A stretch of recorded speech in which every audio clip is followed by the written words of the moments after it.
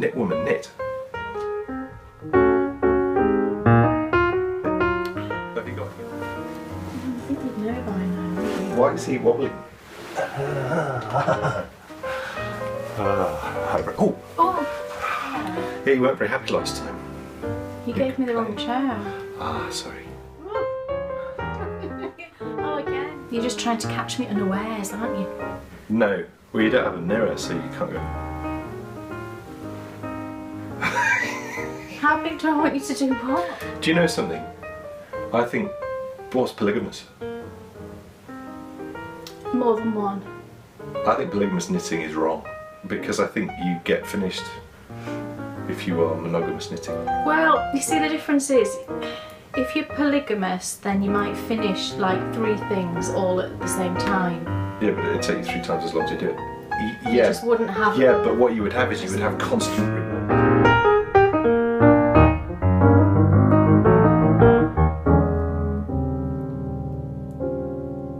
Hey, look who's here. Would you believe it? We're having a little knit and you've come to say hello. Oh, Isn't that nice? that is nice. Yeah. Welcome to a very special episode of the Bakery Bears podcast. We nearly didn't record this week, but then of course we had to record this week because it's 2 weeks since our last episode. Yep. I hope not too many people of you thought I was utterly bonkers with the Star Wars opening. For anyone who Loved it. For anyone who watched that and thought, what is going on? Hopefully you might now have found out about the new Star Wars film, The Force Awakens, coming out next year, and the trailer for that had just come out about a week or so before our podcast came out. And Bryony said, I'd love to remake that in Lego. Oh, she did, yeah. So we did. And it was Bryony. It was Bryony who said, I can't remember how it came up, but I don't think she came up with the giraffe side bit. No, you said that. I said the giraffe side, but she said, if you watch the trailer, it says the dark side, and it was Bryony who said, and the Bakery Bears, when we were watching the actual, and I just thought, this is perfect. What a great little intro, so that's why we did it. If you haven't seen the trailer, go have a look at it, because then you'll understand. Yeah, I'd love to be one of those people, though.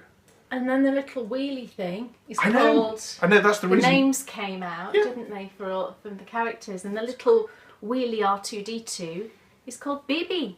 Unbelievable. We told Bryony when she came home from school and she went, oh, you're kidding. It has so much significance, that, because it's obviously Bryony's pet name, but also as well, it sort of was one of the drivers to coming up with the Bakery Bears name.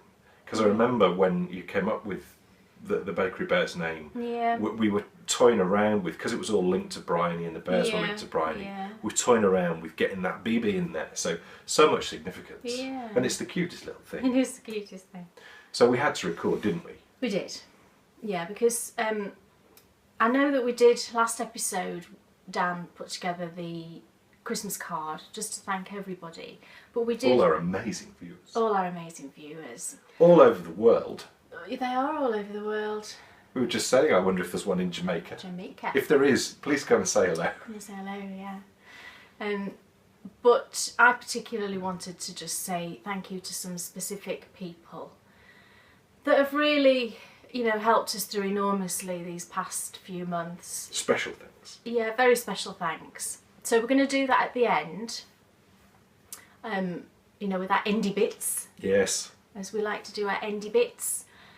So that's really the main driver why we wanted to do a shorter podcast this week. We're not going to do any baking, sadly.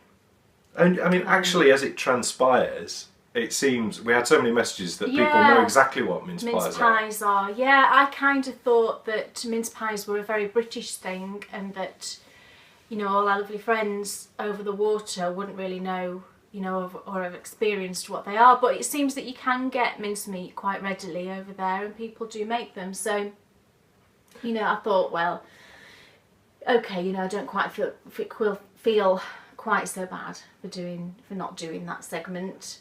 But we'll have more baking in the new year. Yeah. I wonder what we'll be baking. Yeah. Also, as well, there's no news this week because we wanted to do this little special opening just to tell you the reasons why we were here. And why it was just a bit shorter. Yes, it will be a shorter episode just because, as I think you said, we're slightly short of time. Because one thing you never really think about is the amount of planning going away at Christmas takes. It really does, and you know, just the kind of logistics of just even things like getting presents into the car without the small person seeing them, you know, and all that kind of thing. And things like that. So we wrote a big list, didn't we? Yeah. Of everything we've got to do, and then we wrote another list of all the food items we need to get that we've got to take with us, and then we wrote another list of everything we were going to cook when we get back, because we're doing like another sort of Christmas New Year's thing when we get back. So we wrote another list for that, and then another list for food shopping for that when we get back. So we're very list driven at the moment. Well, it's just so you don't have to use your brain through the Christmas period. And I think you get kind of frazzled, don't you? And I'm panicking that I'm going to forget something when we go away, like Bryony's presents. Just get there and I'll it'd be be like, so funny. So if we pull up the cottage, right? We're here. We've got presents. Hang on. Where's Bryony? Where's Bryony? We've travelled 5 hours. Home Alone 3. Well, Lost in Darlington. Yeah. Not quite so interesting as Lost in New York. No. Even though she won't watch it. I'll be checking and double checking and triple checking that we've got everything and packed it. Which is ridiculous, you know, because it's not like we're going to the middle of nowhere, you know, the supermarkets and the shops. Yeah. So even if we forgot the presents, we could go. Well, no, we're not going to forget the presents. We won't forget the presents. And Santa's coming anyways. But it kind of doesn't matter if we forget, you know, other random things. But I do like to be very organised when we go away, don't I? I do get a bit stressed. So no what's in your oven this week. No Bakery Bears news this week. No what's on your stereo this week. But there is the return of a very much loved section, I think. Favourite places to knit. Oh, right. Yes. Oh, very special. But we're going to need a Christmas miracle from all of you, but more of that later. So I think it's time for Kay Jones. What's on your needles? Oh, what he's going to... Oh, grab my knee. Don't do that. Well, there's not actually too much because I finished a whole bunch of things. You haven't. I have. So have I. You finished one thing? No. I finished 2 things. Oh, well, let's debate about that later. I'm going to call on my friend Matt Franklin, who finishes the arm of a sweater and says it's a finished object. I'm still convinced that could be a fashion. Just wearing one arm. You wear leg warmers. Yeah, arm warmers. Yeah. So the first thing is I pulled out a sock that I cast on ages ago and I've not worked on because I've been like knitting frantically on everything for Christmas. So I'm just filling in the gap while I get to the end of this row. But this is some yarn that I found in the shop that I've mentioned before, Cricklade Crafts. And I saw it and I thought, oh my goodness, it's so pretty, I've got to get it. It's so funny. I know we've said this before, but of all the places that could be, I mean, it's a tiny little place, not far from the Cotswolds, about 10 minutes outside of Swindon. You would never go there. Swindon is one of the most tricky places to get to. There's no... Is it? I've never been. Is it tricky? Yeah, it's also the place of lunatics, and the reason being is it's famous in this country for roundabouts. Basically, in this town, it's quite a new town, I think, is it? Fairly new. The town planners decided we're not going to have T-junctions. We're just going to have roundabouts. And there is, Kay, There is a roundabout. I can't remember what it is. It's called the Magic Roundabout. Like with Dougal and everybody. Well, you would imagine you're on it. So what happens is you come up to this roundabout, and this roundabout is full of roundabouts. Right. So imagine you have a very large roundabout that you're about to go round in the car. Yeah. And then imagine as you go round that roundabout that you hit another roundabout, a smaller roundabout. Right. So as you go round, there's 1, 2, 3, 4, 5, 6 little roundabouts, all surrounding this great big roundabout. I'm surprised it's not crashes all the time. Well, the first time I drove on that, which is 4 years ago, 2010. The first time I drove on that, you're like, oh, it's so scary. Which lane should I be in? Anyway, Cricklade is a lovely place. So I'm knitting some socks in some Regia yarn, and it's this one. I'll let you do your zoomy thing. It's Regia 4 Fadig colour, and it looks like confetti. Someone said it looks like confetti cake. I don't know if I've even shown this before. I know we had an Instagram discussion about confetti cake because I didn't know what it was, and then Denise put up a picture for me to show me what it was, and it's basically like a sponge cake, but it's got all little speckles of colour in it, and it looks just like this. So it is colour number, I think farb means colour, if I'm remembering that right, it's 05062. And it's this beautiful white with all these multicoloured speckles. It makes me think of... what does it make you think of? It's like Tutti Frutti ice cream. Yeah, it's really pretty and it's lovely yarn to knit with. I think this is maybe the first time I've actually knit with Regia. I've got a whole bunch of it, but this is the first time I've knit with it. So this is my sock so far. It's just a plain vanilla 64 stitch, 2.5mm, simple sock for me. You just made me think of 64 Zoo Lane. 64 Zoo Lane, yeah, it's still on, I think. Is it? Yeah, the repeats though, then they didn't make a new series. CBeebies programmes of old. There's one with a house. Oh right, we don't need song.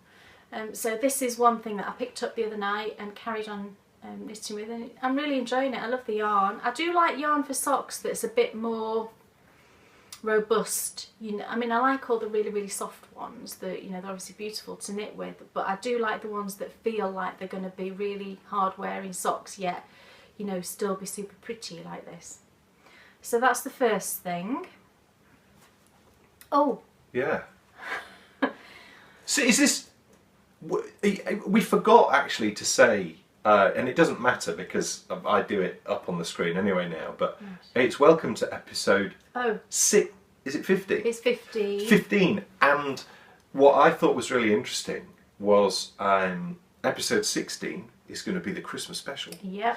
And episode 16 is obviously going to be all shot on location, on holiday away from home. And our holiday special was episode 8. Right. So what's the significance? The significance must be that every 8 episodes... Every 8 episodes? We have to be on holiday. We've got to be on holiday. Oh gosh. I don't know that we could do that. I think we probably could because we record every 2 weeks, so... But there again, we missed a bit when I was ill. Yeah. So that's going to be the reason why. Not going to work. That would be quite cool. Yeah, go on. Dan James. Yes? What's on your needles? Oh gosh, I can't do it with these jeans. They're so jeany. Now, these jeans. Oh gosh. These jeans, they are Levi's. Are they 501s? Shall I model them? I don't know that they are 501s because you tried... They are 501s? They are 5... Yes, they are 501s, right? We went shopping for some new jeans. She'll do some stretch. Oh, don't do that. Ooh. We went shopping for some new jeans for you, didn't we? Yeah. And we thought, right, we're going to get you a really nice pair. Yeah.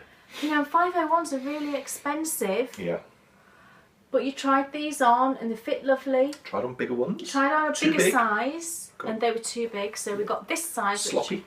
Which seemed to fit perfectly, didn't they? Mm. Washed them. First time I washed them, I put them in the dryer, but only for like half an hour. I don't completely dry jeans in the dryer because I think they go too sort of shrinky. Well, that's kind of what happened anyway, isn't it? And you put them on and you're like this. Oh, seriously? Oh, Lord. Walking around, it was so stiff. It was bending the leg. Yeah. It was virtually impossible to bend the leg. You know, In fact, you had to put my socks on I think for they me. could have stood up by themselves after we'd washed them. They're so like a board. So I re-washed them, and I washed them with loads of fabric conditioner, didn't I? And then I ironed them while they were still damp, and that kind of softened them up, didn't it? Yeah. And they are better this time. Yeah, terrifying. But yeah, I was like, oh my gosh, we spent all this money on these jeans and they've shrunk like crazy. Thankfully, but they were okay. they're all right. It's today. I put them on today. Yeah. And I came down and I said to And Kate. you said they feel okay today. But I said they feel like different jeans. Yeah. And the waist, everything feels a whole lot better. But what's on my needles? And your needles. Well, what's on my needles? Many of you will be looking at this and thinking, he's still knitting on the sock. Still on that same sock. Well, it's not true. This is sock number 2. Yes. And my mission is, and I will succeed in my mission, because in the last 2 weeks, I've knit more. You have. I've on a mission. Yeah, you really have. As you'll find out. I think your hands are feeling better, aren't they? Yep, And definitely. yeah. A load better. Although we've got to get your wedding ring resized. Yeah, I was out buying. Maybe that's why all those women were talking to me when I was out. He was out buying Christmas gifts for me, and you kept getting chatted up by women. And I said, and somebody said, "Oh, are you buying this for your girlfriend?" I wouldn't know, my wife. I said, "You've not got. We need to get that wedding ring back on, mate, because your hands seem to have got bigger since treatment." If you got me a T-shirt that said "Property of K Jones," I'd wear it. Well, I know. I think I'm gonna have to. I'd never stop wearing it. It'd be my favourite T-shirt. Yeah. Speaking of T-shirts, Oh, it's a cool one. do you like my T-shirt? I got this last year for you, didn't I? And this didn't really fit me last year. No. And this year it fits. Yeah, I think you do think you've lost weight these past few weeks because you've been walking so much and eating really well and. Yeah, and not drinking. And not drinking at all. No. But that sounds like I was an alcoholic. I certainly was not an alcoholic before. But it was to such a low level anyway that I've just cut it out. Yeah. Anything, I don't want to do anything that has the potential to be detrimental to my health. Yeah, so we're going to get your wedding ring made bigger, and I think because we have platinum rings, and I think it'll need more platinum adding into it, so it won't be a cheap thing. But you know, I can't bear the fact that he's not got his wedding ring on. It's driving me doolally. So we need to do that. We should take it in tomorrow or something if we've got time. Anyway, there's my lovely sock. Sorry, we digress. And I will finish this. I will show you this in the next episode. Finished. You really want to get it done for Christmas because you've tried on. Oh, are we talking about that later? Kay Jones, what's on your needles? Right. Okay. Let me just put this down. I'm mid-row, but I can do that. Good. I can do that. You're that good a I'm knitter. going to be bending a bit. I apologise just because I've got stuff all around. Right. Surrounded by projects. I am. I've got my hair down and it feels like a bit like a shaggy dog today. Oh, you should have hair done. Oh. And I also had my hair done. You did. I had it cut. Had it cut. As so many people said, what did Sally said something funny? It's getting a bit long. Yeah. It's getting a bit out of hand. And Matt Franklin was dead funny. I was looking a bit unruly. It was. I had lots trimmed off. In fact, I've trimmed more off since. Yeah. Anyway. It's growing lots. And then my next whip is actually a bit of crochet. That's exciting, isn't it? Yeah. I've been seeing for ages, seeing all the scrappy sock yarn blankets, and I have actually. They don't look scrappy. They look lovely. It's just what they're called. Do they? Yeah, because they're using up scraps. Okay. I thought you just criticised everyone's crochet blankets. No. Knitted. Knitted, sorry. That's shocking. And that's shocking. And I have tried knitting one of those, the mitered square ones, the sock yarn ones, and for some reason I just wasn't feeling it, when I was knitting it. And I think my issue is that it was just too random for me. It's like I couldn't decide on the next colour to add in. I'm like, right, it's got to not look too bad next to that colour, and then what am I going to put next to it? It was kind of too, it was stressing me out too much. I think I like to order a bit more than that. And then I had to buy a crochet hook, as I mentioned last time, and I'll show you what I use that for, a small crochet hook to finish a project. And that made me think, well, why don't I crochet a scrappy blanket out of sock yarn? So I made a few. So it's crochet? It's crochet. That's what I said a minute ago, you were knitted. No, because I was talking about knitted blankets then. Sorry. Sorry, everyone. And you don't like, I've shown you pictures of the knitted scrap sock yarn blankets. Right. And you didn't particularly like them. Okay. So I thought, right, I'll just do a granny square in sock yarn and see what it looks like. So I did, and I thought, that's quite fun. It took me like 15 minutes to do a little granny square. I'll do another one. And I did a few, and I'd got some cream, it's Cascade Heritage sock yarn. So I thought, oh, right, okay, I'll start bordering a few and putting them together. I really liked it. So I got all my scraps, you know, balled up lots of little sock yarn scraps and started crocheting all these little granny squares. And I'm using a 2.75mm hook. And I've started putting some together, and I'm joining as you go, which I really like. So this is how far I am. This was the first one I did. And I really like the idea of this memory sort of blanket, because, you know, I can tell you what each of these yarns was used for. You know, and I really like that, and you kind of think about the project that you use them on as you crochet in your little square.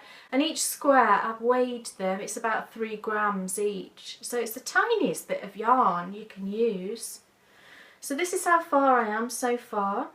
And then I've got a few more in here.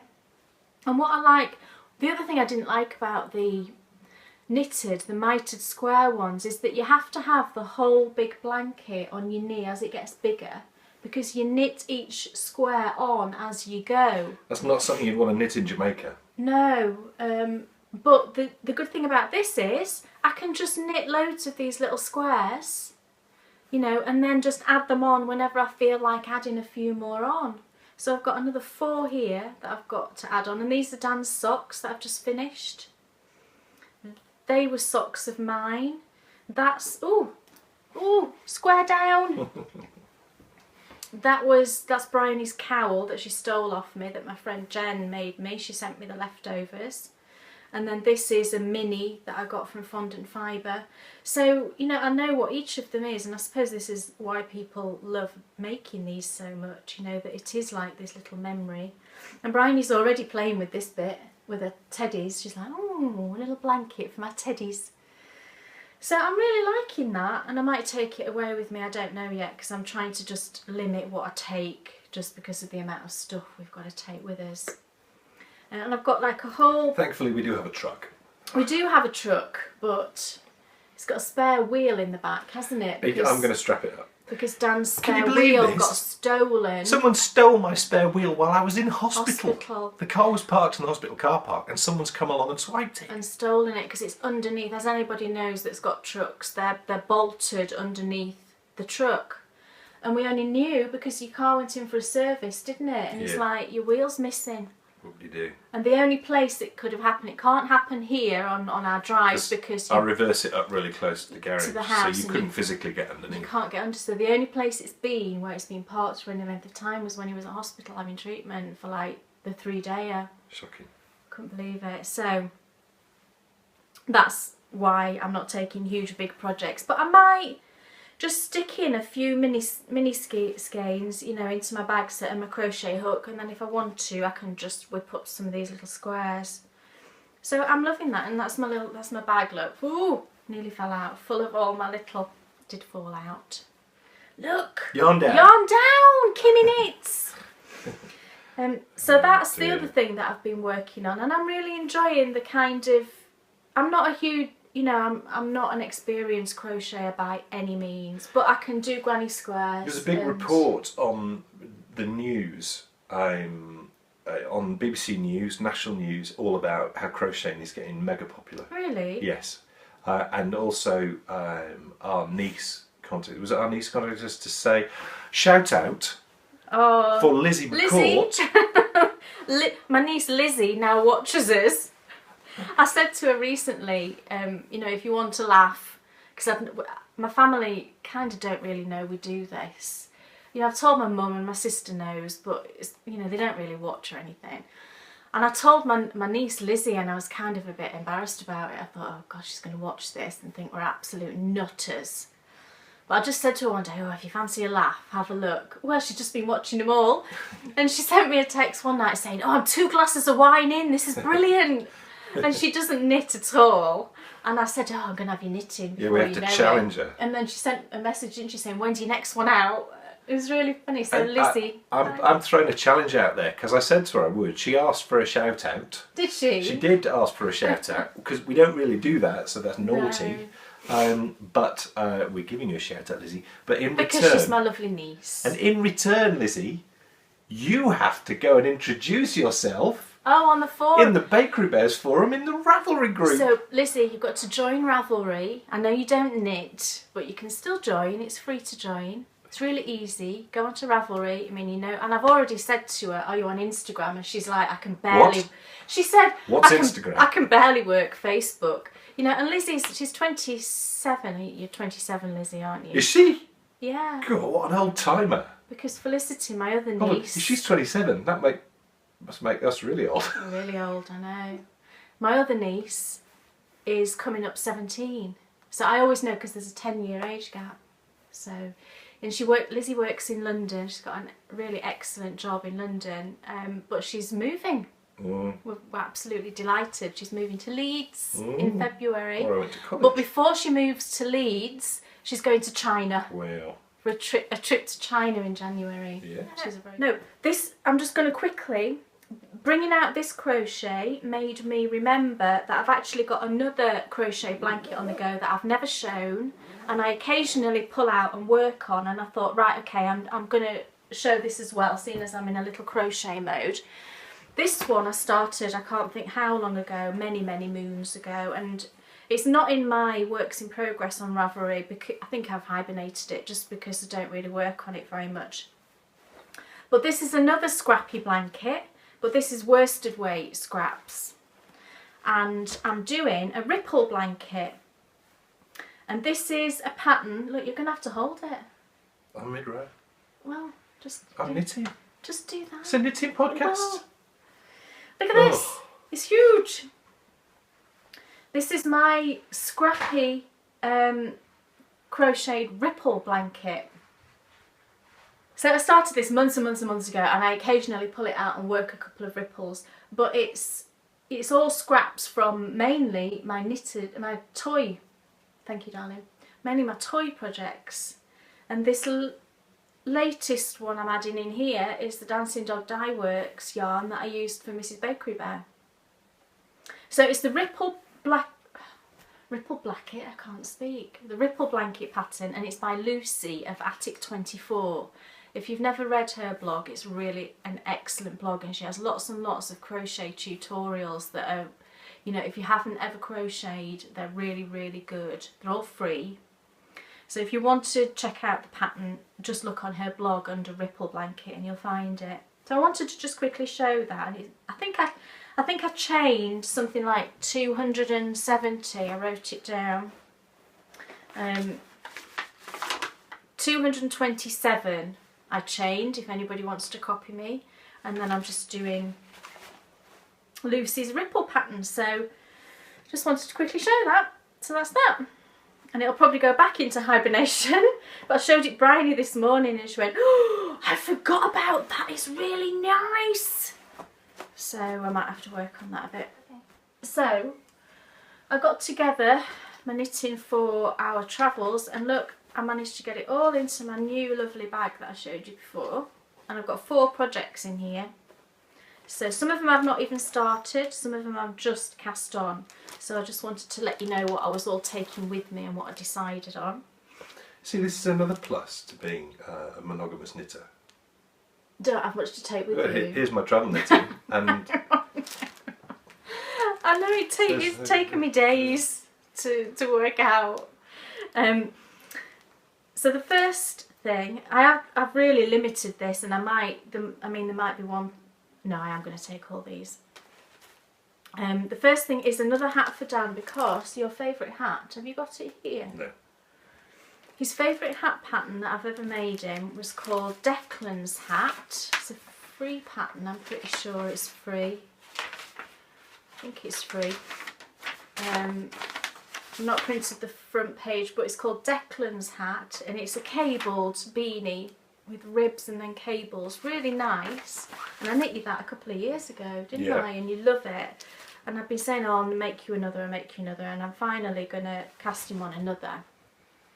And this time it's going to be a posh one. The last one was just with some Rowan pure wool Aran, which is nice. She made loads of mistakes too. I did make some mistakes. There was a whole row where I've obviously purled instead of where knit. Oh, I would never do that. You can see the purl bumps, it drives me mad. So that's another reason that I wanted to knit another one, to get it, you know, to get it right. I'm ignoring your comments. So for this one I'm using Mad Tosh Vintage. So it's going to be a posh hat. And it is the Stovepipe colour, which is a beautiful tonal. It's a blue-grey, I would say. Yes, it's very nice. Really, really nice. So I'm going to cast that. I might cast that on before we leave, because it's a good thing to do in the car. I can just do the knit to purl to rib in the car. So I might cast that one on. So that's number 1. Number 2, and I've got all my Christmas bags out for these.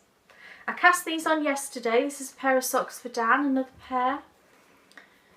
On my next pair, I should say. And this is more Regia. This one, I'll show the... Yeah, I agree. It does look like Boba Fett. Boba Fett, someone said on the forum. That was Garrett Imperial Knits. Oh, Garrett's Imperial Knits? Yes. I didn't know that. Right. Sorry, Garrett. I know you're GP Phelan, aren't you, on Instagram? No. It's G Phelan. Sorry, G Phelan. It does look like Boba Fett.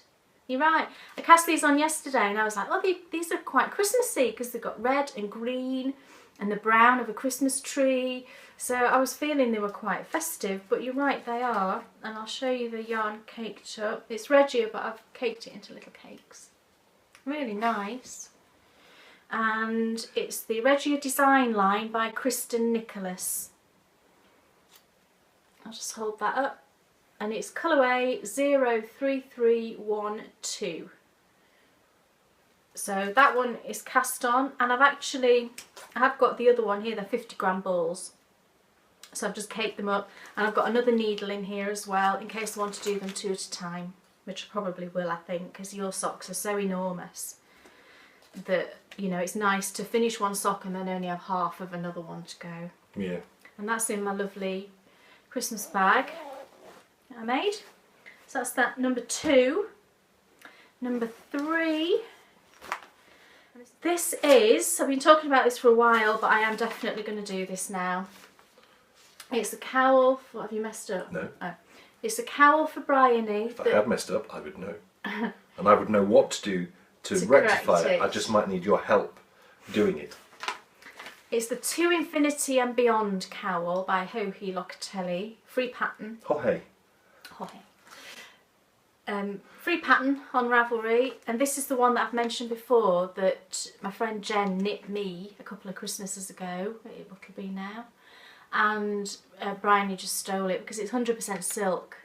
She's just become so fussy about what she has, you know, near her. So I bought this at the knitting show that I went to last month in Harrogate, and I've caked it all up, and it's so beautiful. Actually, it's so pretty. It is very tonal. I'm not sure if that's coming across, but it's such a pretty colour, pretty lavender.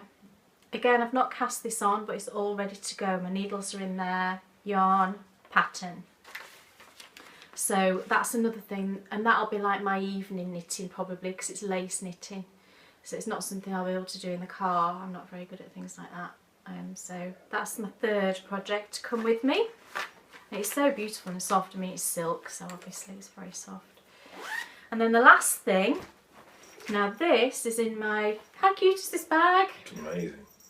This is from Danny from Little Bobbins. She put up a picture of this bag a couple of weeks ago on Instagram, and she said she'd just made one and it was in the shop. And I'm like, oh, and it was about an hour ago or something when I looked on Instagram. I thought, oh, it'll be gone. I'll go to a shop and it'll not be there. And it was still there. And I was like, oh, I need this Christmas pudding bag. So I got it. So thank you, Danny. I love it. And so in my Christmas pudding bag is a project that actually is connected to Danny. She's having, in her group, in her Little Bobbins group, she's having a Christmas Eve sock cast-on party. No prizes or anything, just a bit of fun. So, you know, she said, oh, let's all just cast on some socks, because that's what she does on Christmas Eve. And I think historically I've done something similar as well. It might have been Christmas Day I did mine. So I've got my yarn and I've got my pattern. I've chosen, this actually now is a paid for pattern. Christmas Eve cast on? Yeah. It's a competition? No, it's just a bit of fun. All right. Everybody's casting on some socks on Christmas Eve. And then what do you do? You just knit them. Well, yeah, I gathered that. What do you do? You post them in their forum? Yeah, I'm presuming you will do, yeah, because there's a chatter thread. But there's no prizes or anything, it's just a bit of fun. So I'm going to do the evergreen socks. I thought that was quite appropriate. There's like, it's black and white, so it doesn't show very well, but it's like little Christmas trees, lace, a lace pattern on the leg, and it looks like little Christmas trees. So I'm going to be doing those. And that evergreen makes me think of Everwood. Yeah. I miss Everwood. I really loved that series. So I'm going to be knitting that with this yarn, which is Debonair. Never used this before. It's a high twist sock. And when I looked at this, do you know how I've gone on lots and lots about my favourite sock yarn is the Uncommon Thread Tough Sock. This, to me, looks exactly the same. I compared it to it and it looks, the mix is the same. It's 80-20 superwash BFL and nylon. The yardage is exactly the same as on the Uncommon Thread one. So I am wondering if it's the same base, and if it is, I'm going to be absolutely cock-a-hoop because I love that base. So I thought this colour, I thought was very festive. It's like icy blues. Just thought it was really nice with like a touch of a tan sort of colouring. So that's my Christmas Eve cast on, so I've got to resist casting those on. I really wanted to do it last night, but I haven't. Resist casting those on till Christmas Eve. Is that all your travel That's knitting? all my travel knitting, so I think which will be plenty. All that's left for me to do then in this section is to do a what's on your needles. And these, they're extra special. What's on your needles, what's off your needles, and also what's on your Christmas TV. That's a new one actually. We've never done a what's on your Christmas TV before, so I should be asking someone what's on their Christmas TV. And they're three special ones, and the first one is an unbelievably special guy that I feel a very close, it's a weird connection. We've both been ill this year.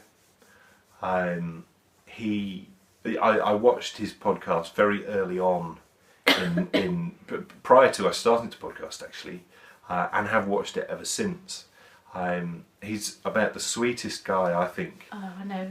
you could ever meet, even though it's only ever happened virtually via podcasting. It's been a long time in coming, this really. So Ken Turbeville, what's on your needles? Yay! Turbo knitter. If you haven't seen Ken's podcast, go and watch it, because you just couldn't spend a nicer amount of time with anybody. He's so lovely, and Kenneth. Sorry, Kenneth. Ken or Kenneth? I don't know if you mind. We're shortening your first name. I like to say Kenneth. We were watching last night, and I just love listening to him. Yeah, good accent. I love your accent. Yeah. It's so. It's southern, isn't it? Yeah, they're in Andalusia, I think. That's in Spain. There is an Andalusia in. No. Yes. Andalusia is an area in Spain. I didn't realise there was an. I may be pronouncing it slightly wrong, but I'm sure that's where he is. Right. Yeah. But he's such a lovely person, isn't he? So Yes. generous and. Yes. Yeah, and you know he's not been well this year as well, so. Yeah, we were unwell together. Yeah, so that's true. And you're back podcasting, so am I. Yeah. Bring it on. Bring on 2015. So Ken, come and show us. Come and show us what's on your needles. I would love to see what's on your needles. So you know what it's time for? What? Dan James. Yes. What's off your needles? Whoa. Gosh. You got me good and proper there. I did. What's off my needles? Well, for the first time in about 8 episodes, even though there will be a discussion about this as we've established earlier, there are 2 things off my needles. And the first, we've put this at the top of the section because it's so momentous.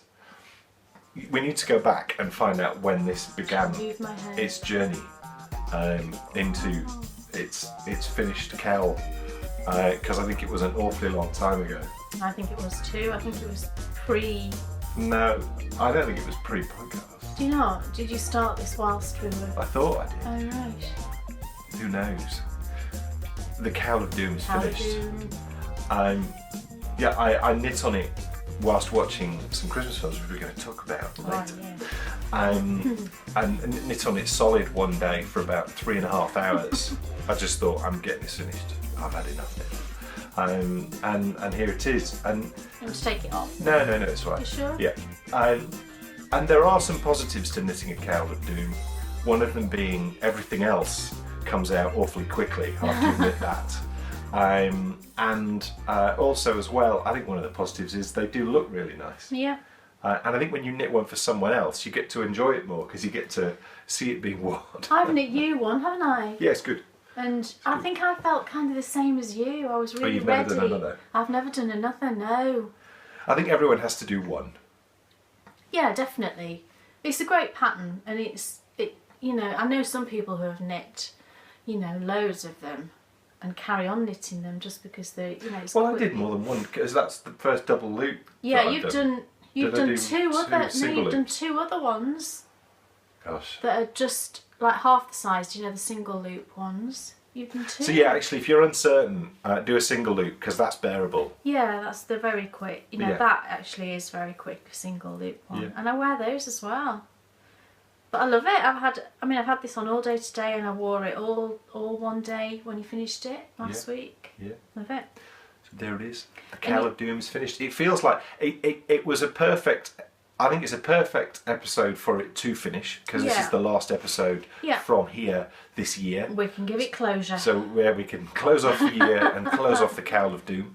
You won't be doing another one next year. No. And yeah, also really cool because it has been a mainstay of the What's on Your Needle section for at least the last 9 episodes. If not more. You actually used about a skein and a half in the end, didn't you? Yes, it's not a twin skein yarn. It's Twin a skein skein yarn. Twin skein yarn. Twin skein yarn. Twin skein cowl. Well, Twin it is skein because you yarn. still had to use 2. You just didn't finish the second ball. That's true. You couldn't have knit it with 1. Kay Jones, what's off your needles? Ah! I didn't Right. squeeze then. No, you didn't, that was all thankfully. acting. It was very good. That was a Stop squeeze. it! That was real. Oh, Dan! Honestly, he's so horrible to me. Oh. Right. I have, are you ready for this? Yeah. 4 things off my needles. Well, I'm going to check and make sure. Well, count them. You're counting that as a finish. No, I'm counting that. Ah, okay. I thought you meant this. No. It says... I knit this, and Kay knits this. It's the honey cowl. Really? It's the honey cowl. By definition, that For is a Ronnie honey... Corbett. No. Because it's Christmas. For a giraffe. It's for the elves. You could give it to Twinkle. I could, she's there. Tinsel. It'll fit her. Yes. I should go and get her because actually Bryony didn't like it on the giraffe. Yeah, anyway, she thought it was too itchy. she probably did. Honestly, that girl thinks cashmere's itchy. Right, I finished. I hadn't finished this before, had I? No, I hadn't. Look, little Miss Minnie Gelato. She's finished, and I really just didn't want to knit a cardigan. Is the reason that she got a honey cowl. And so I put the honey cowl on her, and of course Bryony didn't like it. She's like, oh, I just wanted a scarf that I can tie around her neck. So then I knit a little scarf instead, and she loves that, doesn't she? So there she is. I did put on my project page the yardage that it used. I don't know if I can remember right now what it was, but it's on my Ravelry project page if you want to know how much fingering weight I used. It wasn't a whole lot, it might have been 20 grams, something like that I think. So there she is, she's all done and Bryony loves her. So Dan Jones, what's, oh I'm not doing that, what's off your needles? No, you're allowed to. Oh! Okay. So, contentious issue. Is this a finished object or not? I say yes. All boy knitters out there are screaming yes. Yes. This is a finished object. So here it is, Bryony's sock. As you saw in the What's On manuals, I think I'm to about there. Yeah. On sock number 2. And yeah, she loves these. I made her put it on, and you told me off because it would pill. She was walking around one sock on, one sock off, and I said, "Oh, it'll pill before you've even knit the second one." So we made her take it off. But the heel is teamwork because I'm not very good at heels. Kay picked up all the stitches for me, but I think it's the first sock where I've managed to knit the full heel flap and everything else myself. So it's just those pickups to deal with. Yeah, I've loved knitting this. What's the yarn again? It's Malabrigo worsted. Why does it feel so nice? Because it's single ply.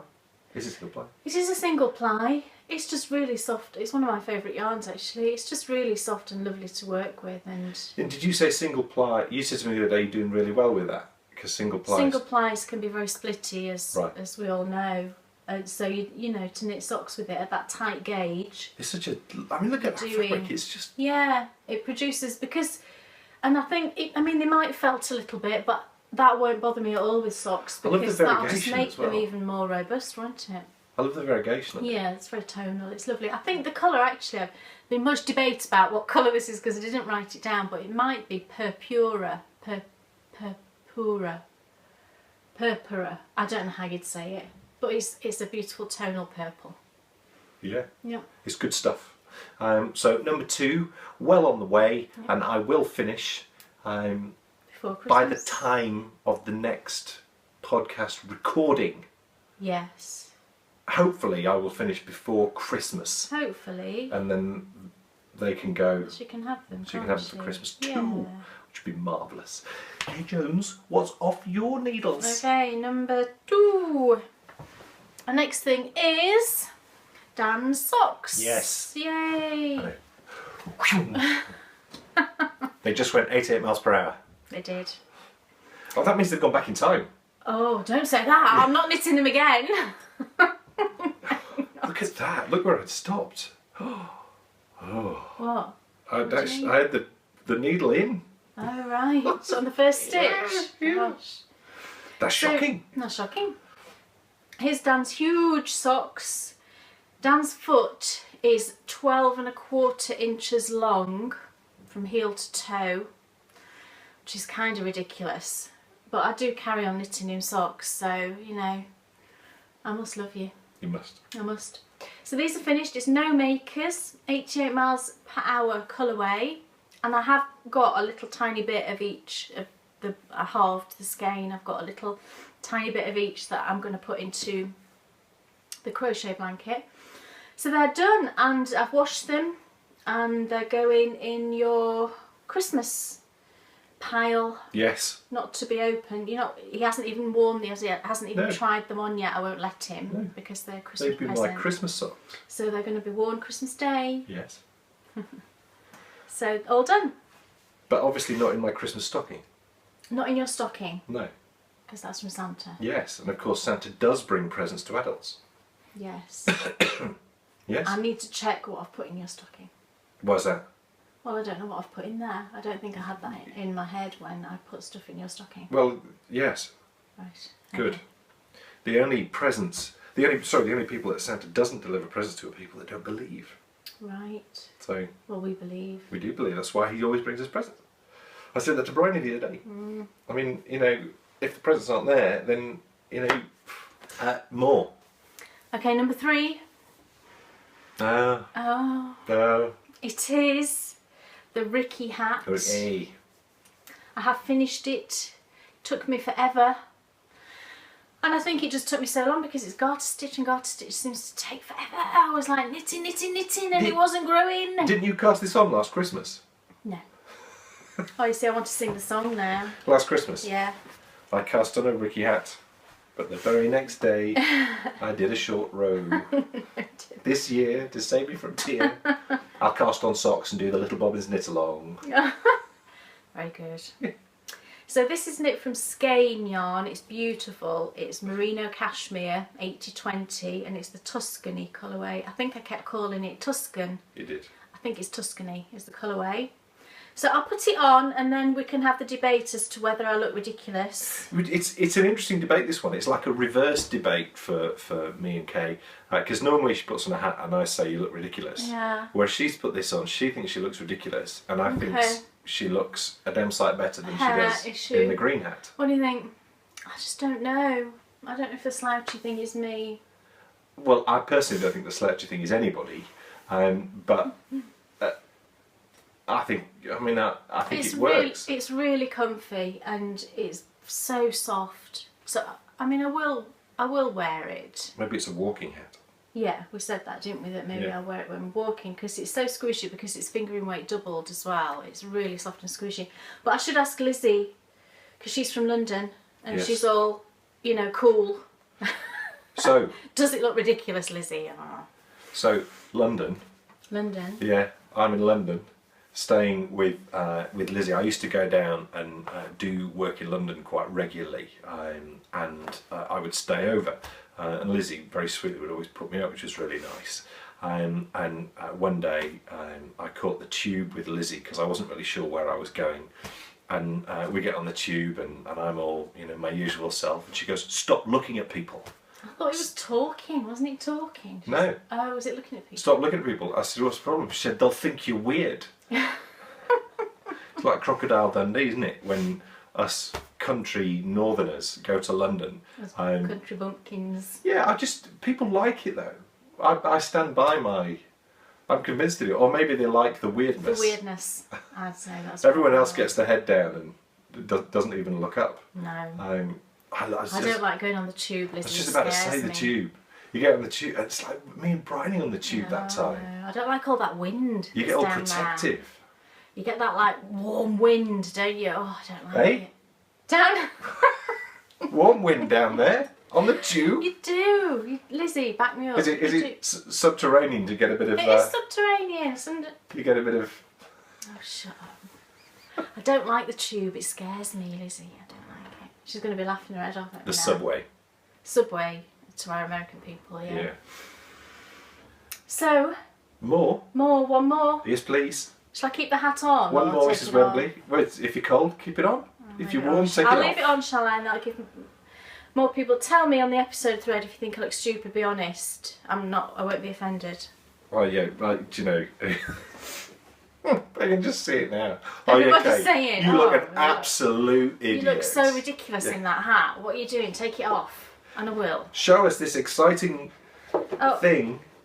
I've got a little box for it because it's so super special. Everybody knows what's in this box, don't you? If you follow me on Instagram, you know what's in this box. This is the little Snow White mouse that Mrs. Claus has knit for Bryony. Do you know what? She needs to learn to knit. She does. It's shocking. She absolutely does. I mean, you would think as well that Mrs. But dread it next year. What's there again, she has a lot on her plate, dealing with all those elves. She does, that's cooking true. Santa's tea. Yeah, that's absolutely true. But still, she could have helped me out. I know what I should do. I should do a shout out for Santa. For Santa. I wonder what his Ravelry name would be though. I wonder. F Christmas maybe. S Claus. F Christmas, that makes me think of Dumb and Dumber. Lloyd Christmas. Don't. I'm not a great fan of that film, am I? There's a number 2 coming. There's a number 2 coming. There's a number 2 coming out. No, we can't say that. Anyway. Especially after your wind in the subway. Wind in the subway, yeah. Here's my little mouse. Oh, I love her. I love this little mouse. I think she came out really nice. I'll take her out of the box so we can have a little look. So here she is. It's a little cotton rabbits pattern. I think I've been saying as we've gone through this process, because it is a huge process to knit one of these, I think. The pattern is fabulous, and you know, if you want to knit one, you can absolutely do it. You've just got to have patience because there's a lot of seaming and a lot of the knitting part of it is fine. You know, the instructions are very good. And it really is the seaming, and she does say it takes her as long to seam it together as it does to knit the pieces, and that is absolutely true. because you know all the little, I don't think I did a bad job. All this is mattress seamed, all this is seamed, all this is seamed. The whole thing is knit flat and then seamed. But there she is, little Snow White mouse, and I gave her a little red bow. Beautiful. Gave her a little Peter Pan collar, which is what I needed the crochet hook for, just for doing this little collar. But Snow White has this white collar, didn't she? So I had to do that little bit just to finish her off. And I think she came out really nice. I love her shoes. And she's got little red French knots on her shoes. So there she is, all done, thank goodness. Bring on Christmas. I will not be knitting. I don't think I'll be knitting any toys for a little while because I've been doing so many, haven't I? Yeah. I need a little toy break. So Till January. Till January, yeah, it's probably right. I say this and then like tomorrow I'll We've be already like, been discussing new patterns. I have. And I've got something in mind. I just need to ponder on it. The and newest think member of about it. Babysher. Yeah, and if I can get it right, it's going to be really super cute. So there, look, she's standing. How cute is that? Maybe split a stitch. And look at woman. a little tail peeking through her dress. It's very cute, you know. And Bryony will absolutely go nuts for her. So it was worth it. Definitely worth it. That's all your what's off your needles, isn't it? It is. So now it's time for me to ask an extra special person. As I said earlier, these are extra special what's on, what's off, and what's on your Christmas TV. And this person has been... We watched her... She did a podcast ages ago, Kay and I think it's one of the first podcasts I ever sat down and watched with you, actually. Probably is, yeah. And just used to love it. And then she just suddenly stopped. And then quite some time passed, I think. A year, I think, or so, maybe. And we started podcasting, and we got to know her on Ravelry and on Instagram. And while I've been unwell, she sent Kay a couple of messages, and she sent me a couple of really lovely messages that have meant an awful lot. She plays the ukulele. She's back podcasting. She is. Zena Parry was off your needles. Zena, Warrior Princess. We can't wait to see. We can't. Yeah, so please. I'm hoping, Zena, it's the Rudolph sweater. Yeah. And Zena's getting married on our... Zena is getting married next year on our wedding anniversary, our 10th wedding anniversary. It's a bit rich, isn't it, saying it on our wedding anniversary? How dare you get married on our wedding anniversary? You can't get married on the same day. Yeah. We think it's amazing. We do think it's amazing. So we're never going to forget your wedding day. No. She'll never forget ours. No. Yeah. Yeah. So yeah, Zena, come and show us what's off your needles. Off your needles. Fingers crossed, Zena. And everyone else, it's the Little Yellow Uke podcast. And there's no crafts. Oh no, it's crafts. You are right. Yes. Little Yellow Uke Crafts podcast. Give it a watch. Yeah. She's great. She's lovely. Yeah, the best. Yeah. Thank you so much for being so amazing this year to both of us. So, it is the return of favourite places to knit. But for this episode, we're hoping for a Christmas miracle, aren't we? Speaking of Christmas, I do love our Christmas tree, don't you? I do. I particularly like the lollipop. Where did we get that from? The lollipop book. Strikes. Was it? I think so. Strikes. That's Garden Centre. Yeah, we in the UK, for anyone who's not in the UK, we have garden centres, and at Christmas they always become like havens for like Christmas. Christmas grottos full of decorations. Because when we went to Strikes this year, it wasn't Strikes. Oh, is it Strikes? We did go to Strikes this Right. year. That's where someone ran into the display of Yankee candles. There was this whole, well, I don't touch Yankee candles. Because Kay drops anymore. things. I mean, the problem is, and it does say, there's always a sign that says, do not pick up by the lid. Because you know what happens, you pick them up by the lid and the lid drops off and it smashes, and that happened to me once, didn't it? Yeah. I was mortified. I know. Absolutely mortified. So to lose control of your trolley and for it to hit the whole display and for them all to hit the floor. It wasn't me. Yeah, and thankfully. It wasn't us. It wasn't now we us. went together and you said your first thought was, it's And Dan thought, oh, where's Kay? So I'm like running across the shop It wasn't us, it wasn't us. It wasn't us, but was somebody hilarious. ran into the whole display of Yankee candles Yeah. all over, and you know how expensive they are as well. So, one of the big surprises for us this year has been how much you guys seem to have loved our favourite places to knit. Last week, last episode, we couldn't call it a favourite place to knit because we never actually knit in York. We didn't know. So it was an out and about, but we'd certainly like to knit on the walls there, and we will. This week, what we thought we would try and do, but we're going to need your help because we need a Christmas miracle. We thought we would love to go to our favourite place in the world. Now, our favourite place in the world has a really strong link with York, and that's what made me think it would be great if we could go there. But I don't know how we're going to get there. No. What can we do? What can we do? If everyone Yeah. wills us to get there, Yeah. you can send us there. I believe in Christmas miracles, but we're all going to need to do it together. Okay. So Kay, you need to hold my hand, Oh gosh. Right. and then we're going to need to reach out. And if Hold your hand. yeah, whose hand are you grabbing? I'm going to grab Sally's hand. And I shall grab Bruno's hand in Scotland. So Oh, that's a long thing from California to Scotland. this is a big reach out. And Bruno, you need to grab Joy Hill's hand. Right. And who should Sally grab? Sally, where's Joy? Joy somewhere in America. She needs to grab someone in Sweden, Finland, around that area. Disa. Yeah, okay. Are you ready? Right, grab hands. Okay. Wish us to Rome.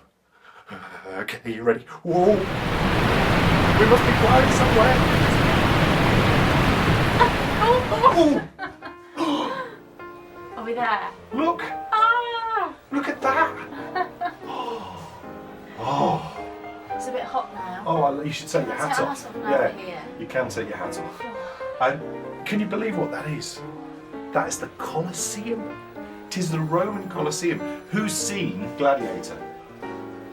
And who? I really love that bit when they're in the Colosseum and the tiger, wasn't it?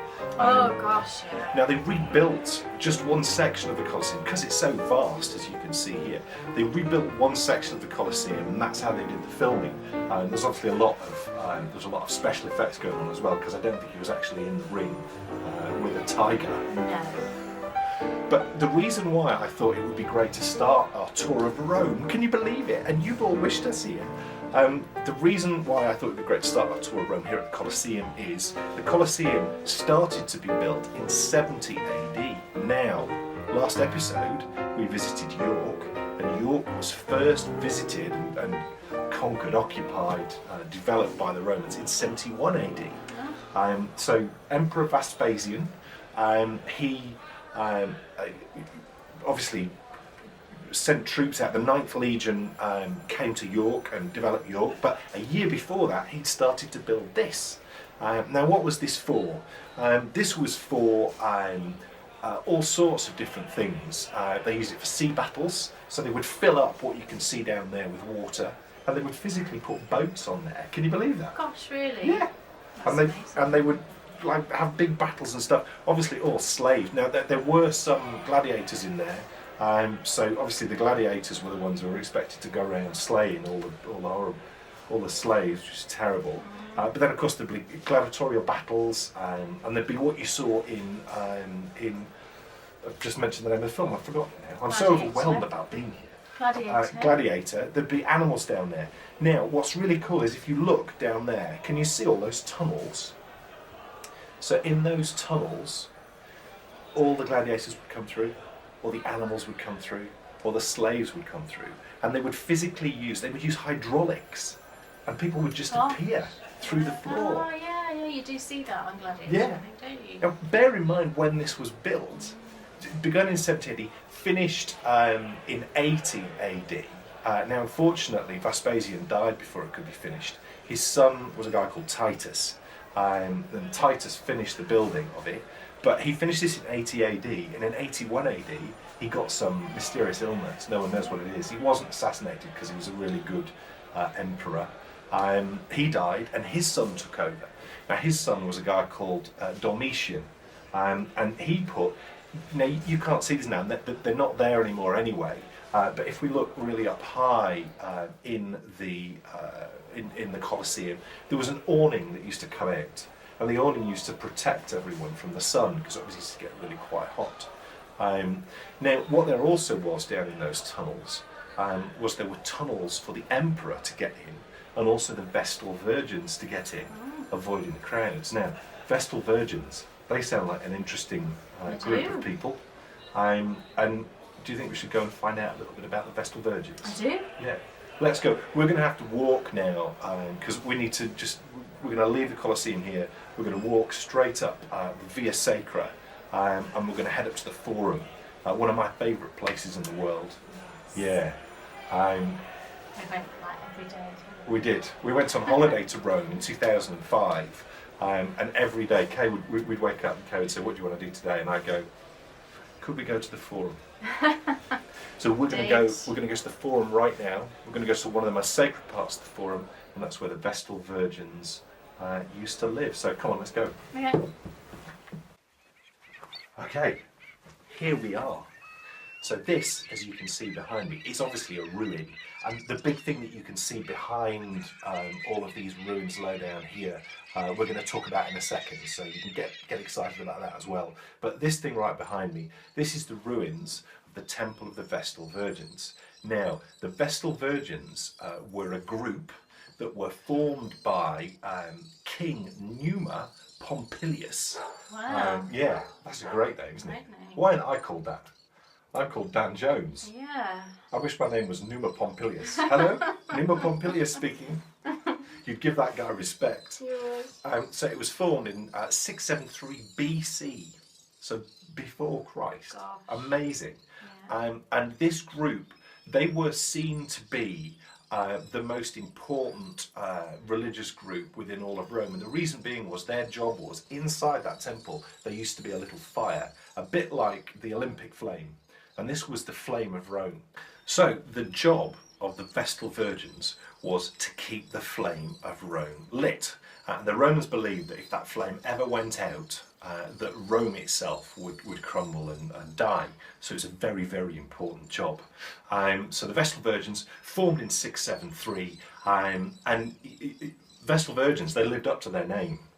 These girls were all virgins. Right. They were normally, first of all, it was quite stringent how you could become a Vestal Virgin. You had to be of sound mind and have no facial disfigurements.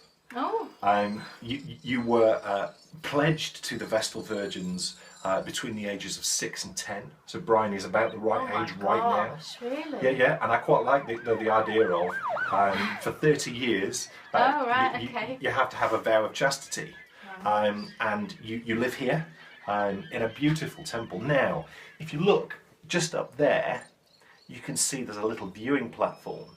And what I'm going to do a second is I'll run up there and I'll just show you a quick look straight down onto where Kay is knitting. So give me just 1 second.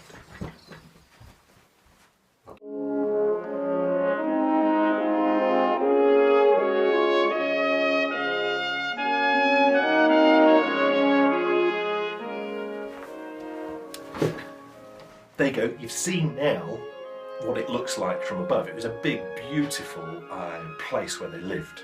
So they would live here for 30 years. And one of the perks of the job of being a Vestal Virgin was, because you were held in such reverence, you got, as we mentioned when we were just 5 minutes walk away at the Colosseum, you got great seats there.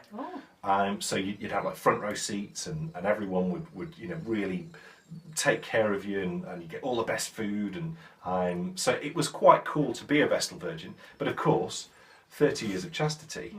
Now, if you broke the vow of chastity, I mean, it wasn't too bad. They only buried you alive. Oh my gosh. In the Field of Evil, which is about a 10-minute walk from here. Now, they were quite nice. They would give you a few days food and water. Not really sure why, because you're done for. I mean, maybe. So when you say bury, it must be in a chamber or something then, if they gave them food and water. Yeah, maybe. I mean, so maybe they let them out. I'd need to research that a little bit. I don't know enough about about that. So It sounds pretty I need to try and gruesome, find out. And surely, if they gave them food and water, it must be that they're going to let them out and let them off. Yeah, if you broke your vow of chastity, you got buried alive. If you let the flame go out, they'd whip you. Oh my gosh. So quite a tough gig, sort of. Yeah. It started in 673 and it lasted for quite some time. It lasted right the way through. It was a big part of Caesar's life. When he was, people were always attacking Caesar and trying to bring him down, and the Vestal Virgins came to his rescue a few times and gave him sanctuary here in this temple. And it was only got rid of, it was very late that it was got rid of. It was when Rome turned to Christianity, and we spoke about that on the last podcast with Constantine, who of course was declared emperor in York. And then came back to Rome and basically Christianized the whole place, and then took Christianity across the four corners of the globe. But one of the places that the Vestal Virgins used to also get prime seats was the Circus Maximus. Oh. So should we go and have a look at the Circus Maximus? Have a look. Yeah. Now the Circus Maximus is that way. Right. So let's head to the Circus Maximus. Okay. We're off. Okay. Here we are at the Circus Maximus. Look at that down there. Now can you see there that, and I'll show you views of the two ends in a second, but that is a chariot course. It's 621 metres long, it's 118 metres wide, and what amazes me about what you're looking at down there, that now is a public park, and bands come performing. Yeah, I was going to say they have bands. Yeah. That was amazing. What they do is they put a stage down that end. I'll show you a picture now where they put the stage. So they put the stage down that end, and then everyone forms here and they all look that way and they watch the concert. But what I find amazing about what we're looking at here, and just so you know where we're looking from, we've actually climbed, I showed you that big ruin, and I said we're going to go look at that in a minute. I took a picture from up here actually a second ago. This is Domitian's palace, and this is on the top of the Palatine Hill. Yeah, it's a bit of a trek, wasn't it? Yeah, I'm a bit puffed out, to be honest. You did a good job actually, because you were part way through a row as well. I was knitting all the way. So this is Domitian's palace, and Domitian built what we're sat on now, and it overlooks the Circus Maximus.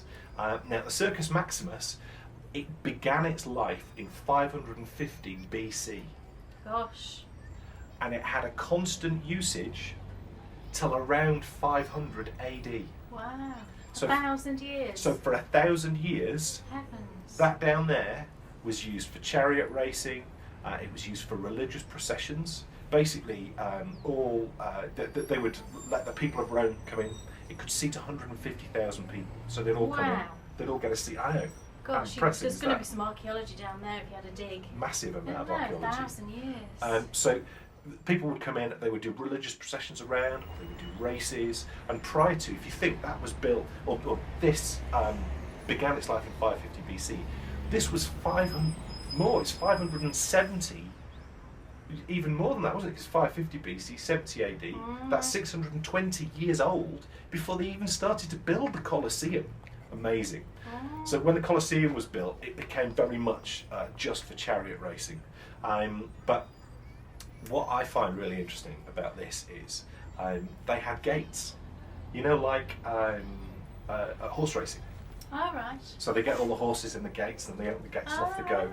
All the chariots and the horses were all in gates. Gosh. And then the gates would lift and off they would go. And they're doing this like 400 It was so BC. advanced, so advanced, the Romans, weren't they? Insane. It's why I love, as you can see, I'm quite animated. It's why I love Rome so much. So the Circus Maximus, what am I saying, the Circus Maximus? Oh no, It is it is the Circus Maximus. We had a bit of a debate yesterday, didn't we?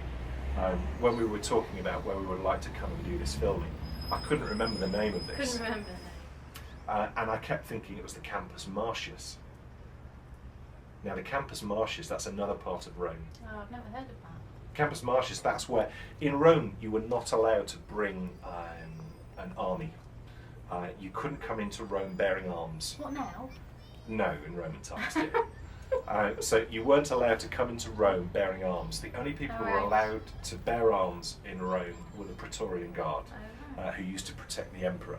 And so what you would do is, if you had a big army, you would come and you would put them at the Campus Martius, and then you would head off into Rome. So the Campus Martius was the area where you were allowed to bring an army. So it's a campsite. Yeah, effectively, but a bit posher than that. So this, the Circus Maximus, is probably one of my favourite places in Rome. But I think we should finish off our little tour of Rome at probably the most famous of all the places. Let's go to the Trevi Fountain. It's this way. Is that way? Yeah, oh, let's go. Come on. Oh, I'm going to carry my knitting. Yeah, you're carrying knitting.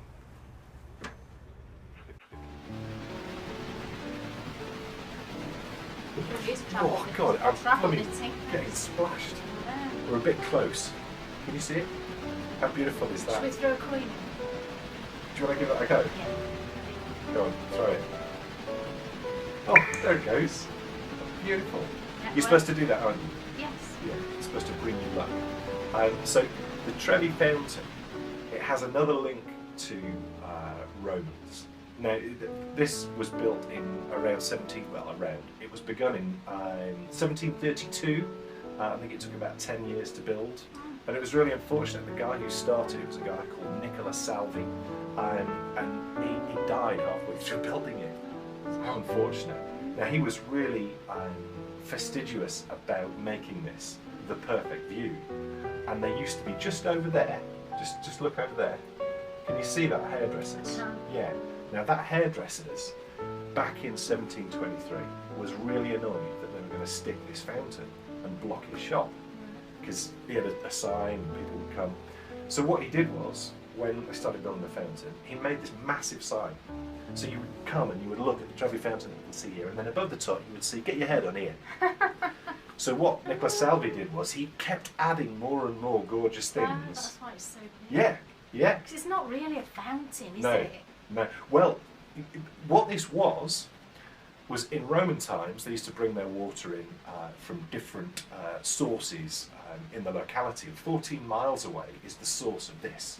And this was one of the major sources of water for Rome, the Roman city. For 400 years, actually, this was the main source of water. Right. There's a famous baths in Rome, Agrippa's baths, and this was used predominantly for that. Amazing place, and I'm so glad we've come and really ended our favourite place in the world to knit.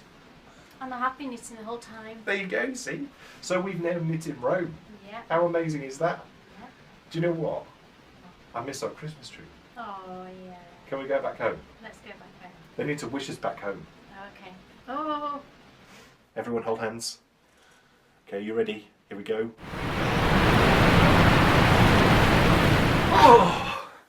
Whoa! Crumbs, I've never travelled so fast and so far. I'm ready for my lunch. Whoa! Oh. That was epic.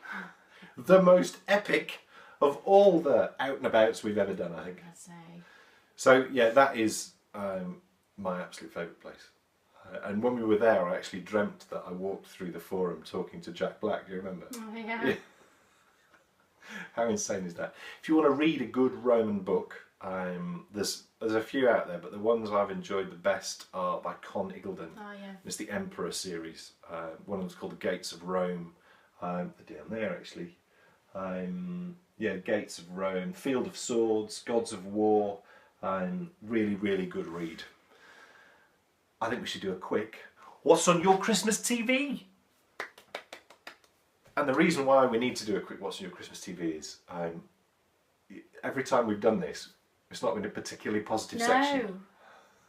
However, it's now extremely positive. We watch loads of great films. What should we start with? Which one? Lost at Christmas. Lost at Christmas. Oh, I love this film.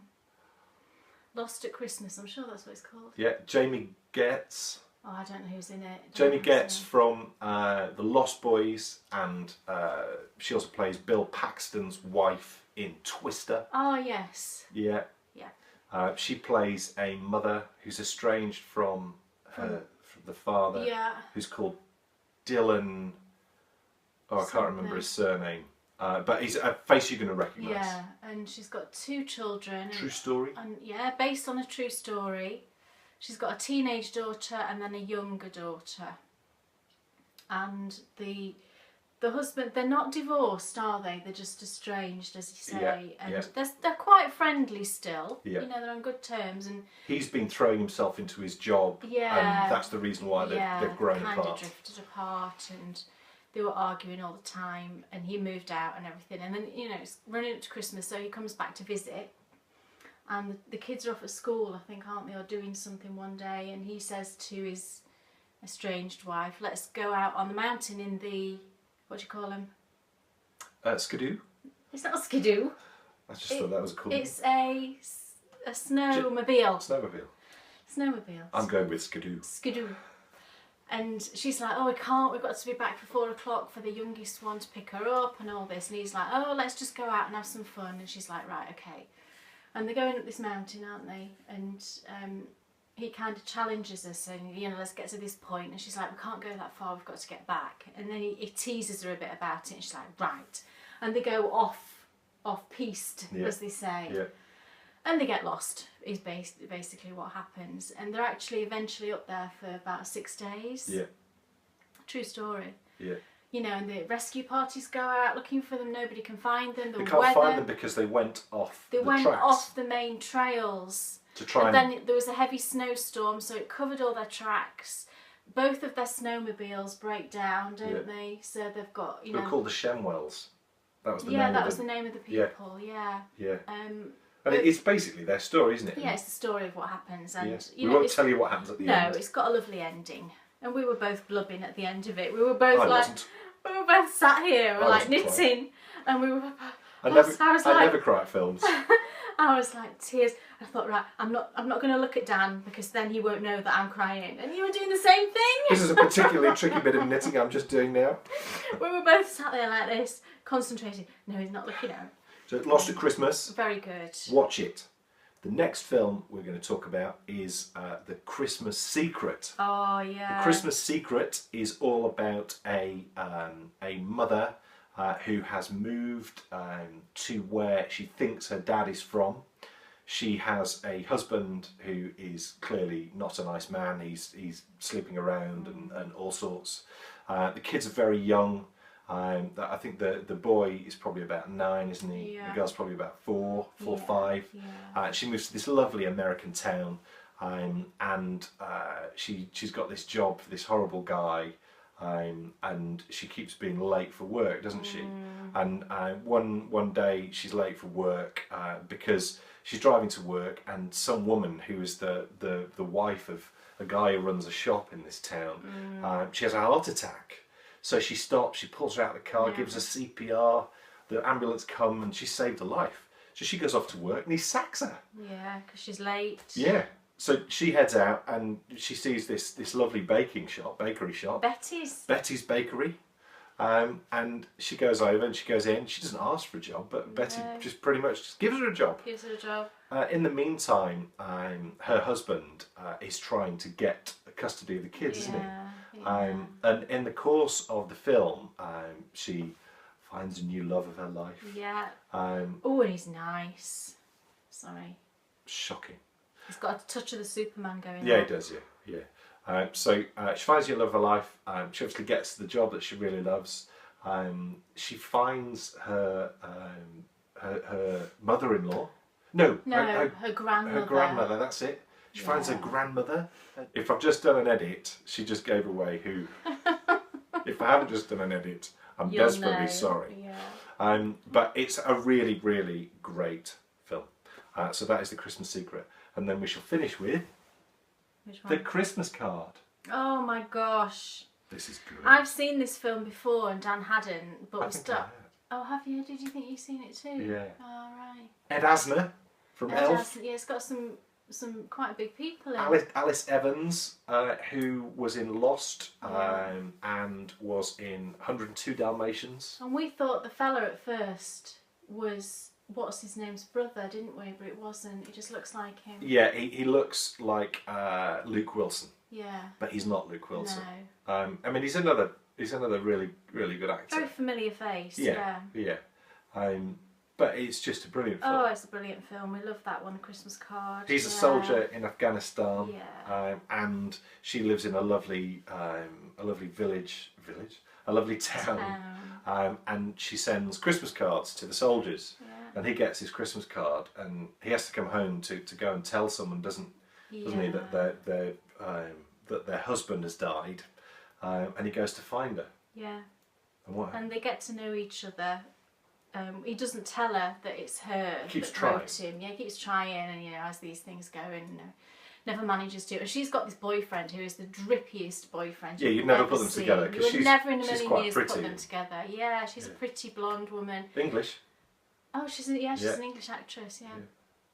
And her boyfriend's like, you just look at them, no way would that ever happen. He's a wine dealer. He's an international wine dealer, and they run a logging company. So they're very outdoorsy, and he's there in his suit and driving his Porsche. And anyway, the soldier falls in love with this girl, and they fall in love, and it's just really. It's really good. I mean, all three of those films are amazing, and actually, I think my favourite of those three is The Christmas Secret, but The Christmas Card is great. And I liked Lost at Christmas as well. I loved them all. They were all really good. 3 corkers to get on your Christmas TV. Yeah. And on that note, it's time for the Endy Bits. Endy Bits. So, the first bit of Endy Bits is the KALCAL. Yes, the toy knit along is still ongoing till the end of the year.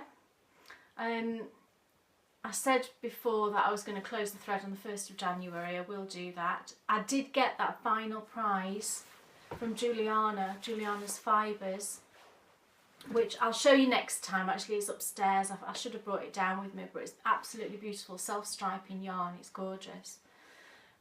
So still you've still got time to knit your toys, so get them in there. There's loads of entries. I think we're running up to 200 at the moment. I think it's a good time as well to mention, because we're doing this in partnership with Talia at Marlisha. And it's a good time to mention Talia and Marlisha, who it's been wonderful to get to know this year. Yeah. Amazing people, lovely podcast. If you like Baby Bells, if you don't, I'd maybe watch something different. No, I jest. And Talia's crazy, isn't she? Because she's a nurse. She's a nurse and she works nights. She works shifts mainly. Yeah. So like when most people are in bed, like on a morning here, all Americans will be in bed. Not Talia. No, I'm just watching this or doing that. Because I think her body clock's kind of, it's different to everybody else's, obviously. So they're super sweet though. Check out, if you haven't, check out Pen Up and Needles podcast. Yes. So thank yous. Thank yous. So I think there's so many. We've made a little list. We've made a list, and I apologise for referring to my notes, but, and I know I said last time that we weren't going to thank people individually because I didn't want to miss anybody out. And, we did do the global thank you. So that's thank you. So the global thank you was for everyone who has been so amazing and has watched our podcast and has been so lovely to us. So you guys got your Christmas card, but Kate, you really felt, and I agree. There's certain people as well that I wanted to. I really kind of wanted to end the. I didn't want to end the year without specifically thanking a few people who have been just so fantastic this year. So let's dive in. I'd like to thank my mum. Yeah, it's like this is your life. Do you remember that? Yes. First of all. Everyone who sent a square that has become, or is becoming... It is becoming, I've started... my rather amazing blanket. I put this on Instagram because I told Bryony to choose 12 of the squares and I'd sew her together a blanket because there were so many. So I did that and she loved it. But the problem with Bryony, as we said at the moment, is she thinks everything in the world is itchy. So of course she laid this on her knee one night when she just got her pyjamas on and no socks on, and she's like, it's a bit itchy, that square.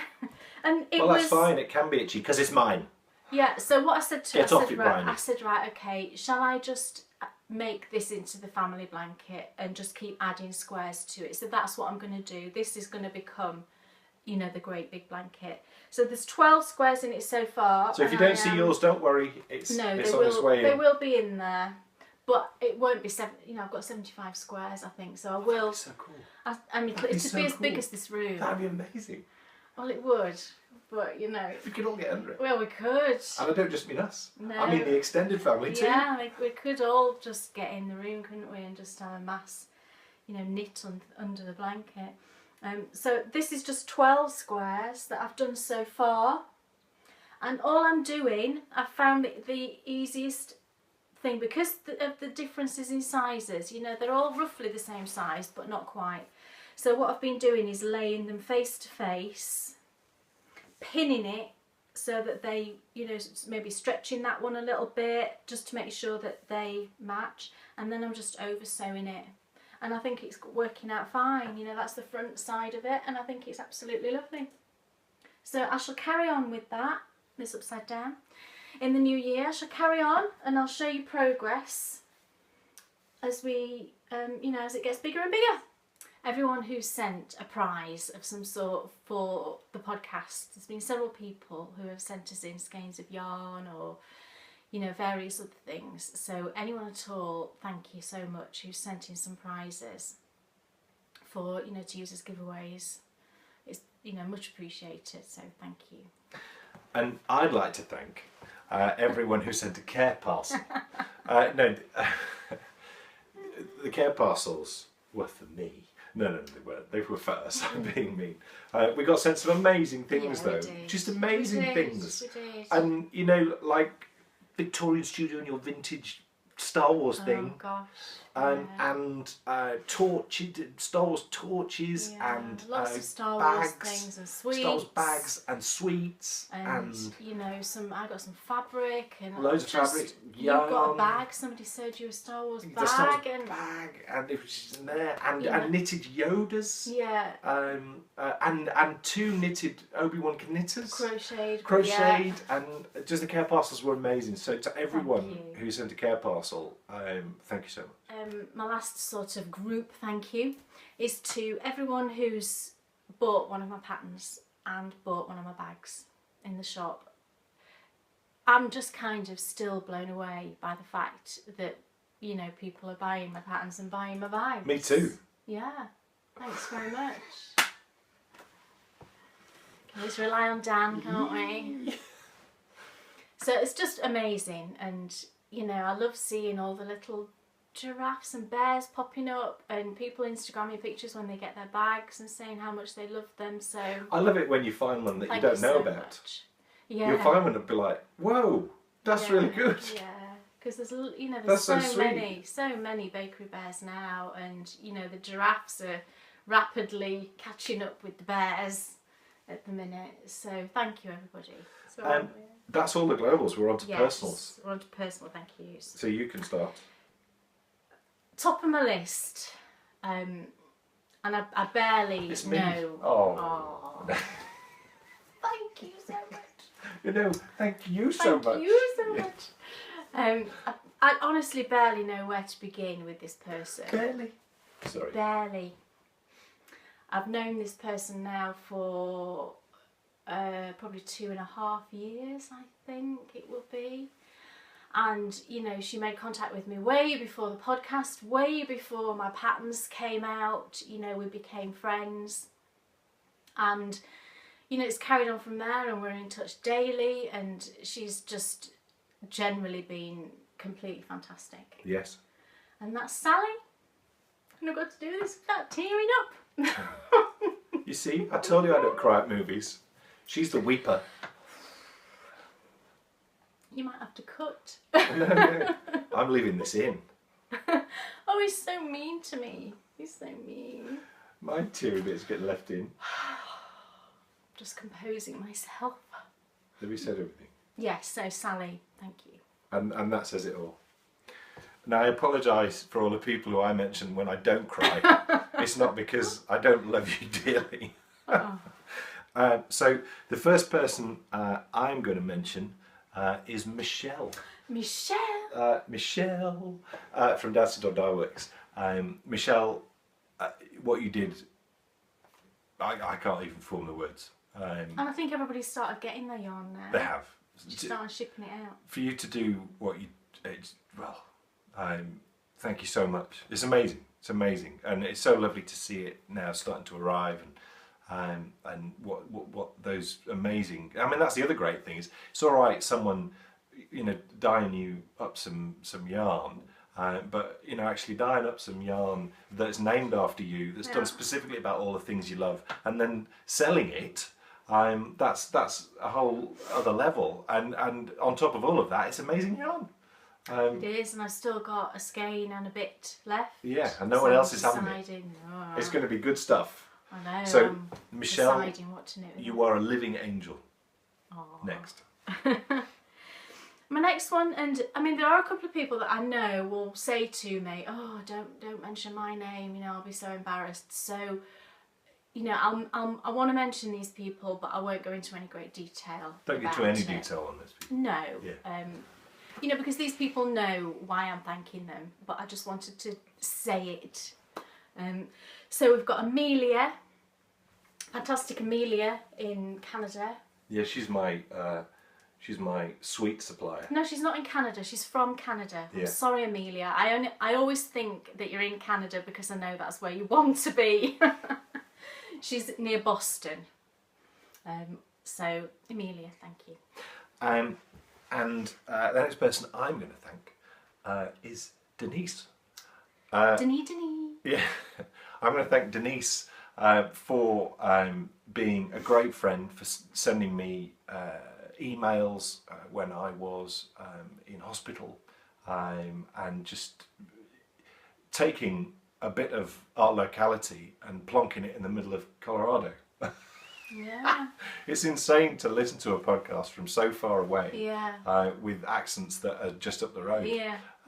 So just another example of how small the knitting world is. Denise, you're amazing, and thanks for everything. Next. My next person is Lorraine, and she is in Canada. And we mustn't say any more. And no, I won't say any more, but Lorraine, thank you so much. My next person is Kimberly Jones. Kim Jones. And I mean, I'm doing this, but she's been sending you messages, hasn't she? She has, Checking and Kim, literally half an hour ago, I've got the magazine that you sent me, so I will message you, but so you'll get my message before you see this. But I've got the magazine, thank you.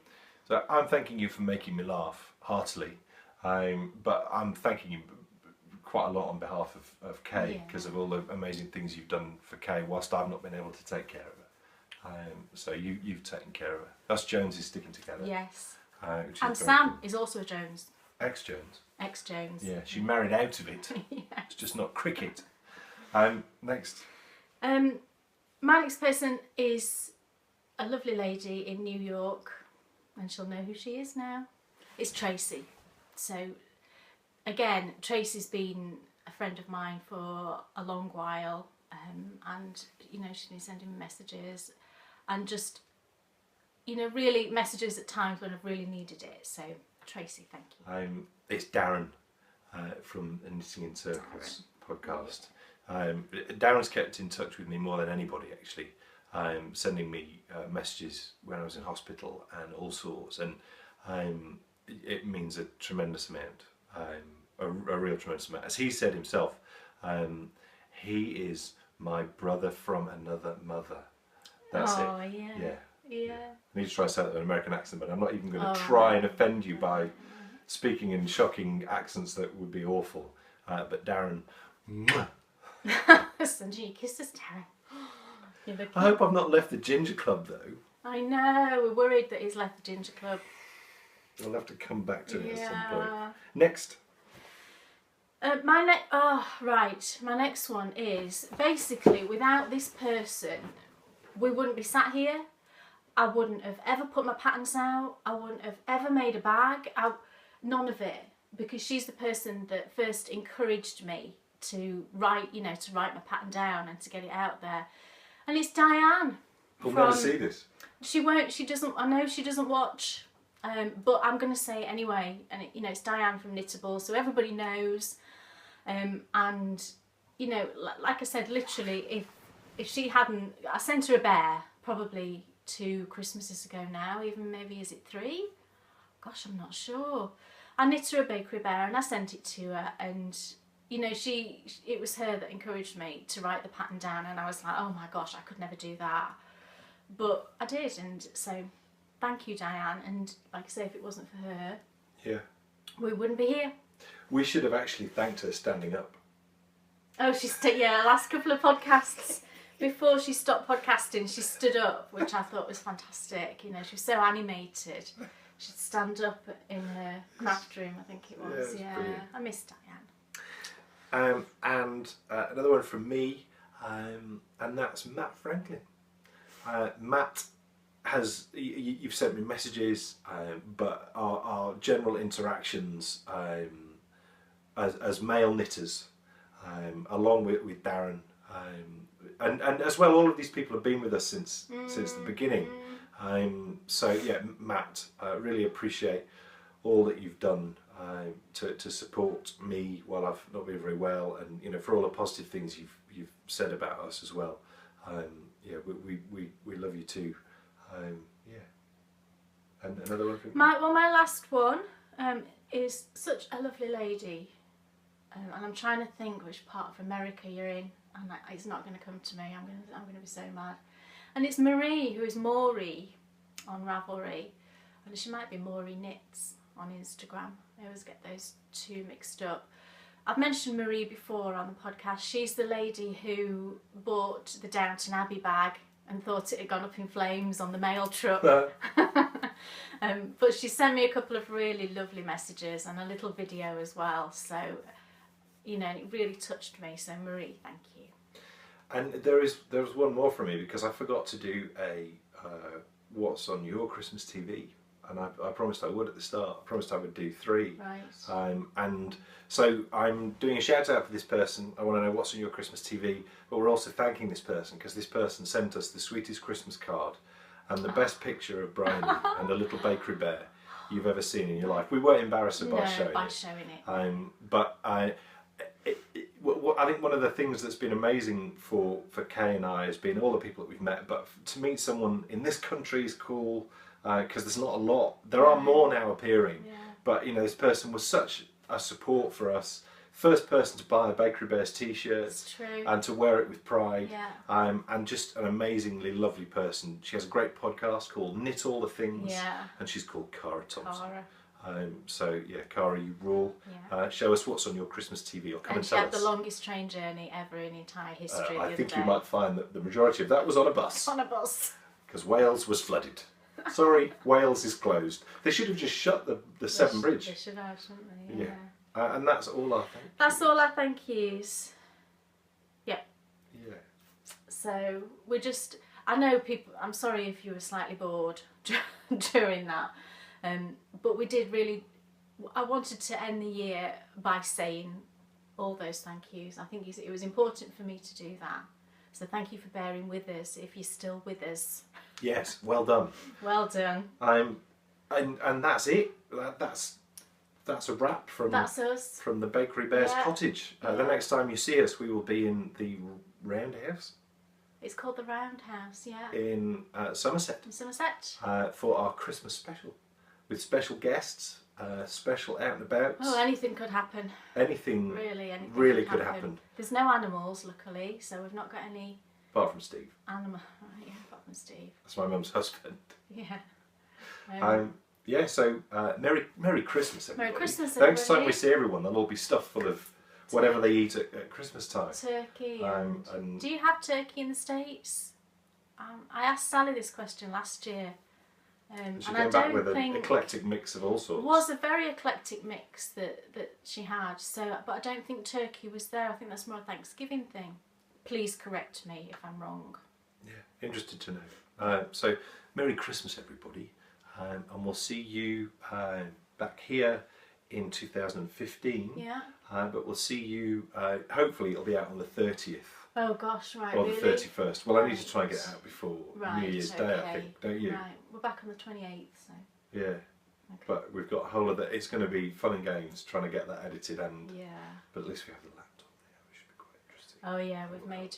Yeah, well, they'll find out. Yeah. So Merry Christmas. Bye. Bye.